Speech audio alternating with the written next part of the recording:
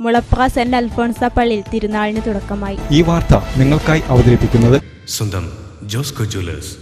ഇനി സംശുദ്ധമായ സ്വർണം ചെറുപുഴയിൽ. മുളപ്ര സെന്റ് അൽഫോൺസ പള്ളിയിൽ പരിശുദ്ധ മാതാവിന്റെയും വിശുദ്ധ സെബാസ്ത്യനോസിന്റെയും തിരുനാളിന് തുടക്കമായി. തിരുനാളിന് തുടക്കം കുറിച്ച് ഇടവക വികാരി ഫാദർ കുര്യാക്കോസ് അറയ്ക്കൽ കൊടിയേറ്റി. തുടർന്ന് നടന്ന ആഘോഷമായ വിശുദ്ധ കുർബാന, വചന സന്ദേശം എന്നിവയ്ക്ക് ഫാദർ ബാസ്റ്റിൻ മംഗലത്തിൽ CMI കാർമ്മികത്വം വഹിച്ചു. വിശുദ്ധന്റെ ബഹുമാനത്തിനുമായി ഞങ്ങൾ ഉയർത്തുന്ന ഈ പതാക പിതാവിന്റെയും പുത്രന്റെയും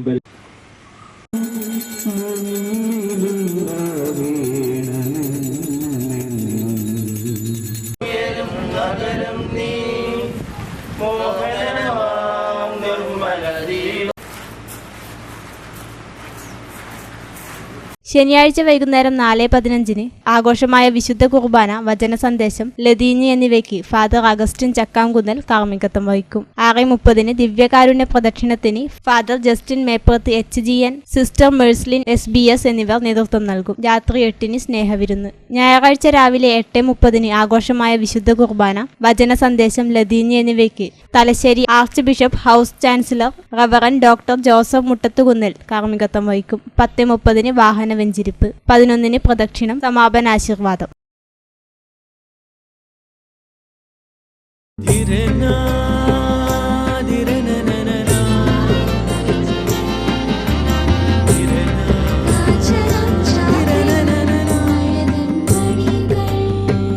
ചില ബന്ധങ്ങൾ പവിത്രമാണ്. കണ്ണും നിറയും മനസ്സും നിറയും. സ്വന്തം ജോസ്കോ ജ്വല്ലേഴ്സ്.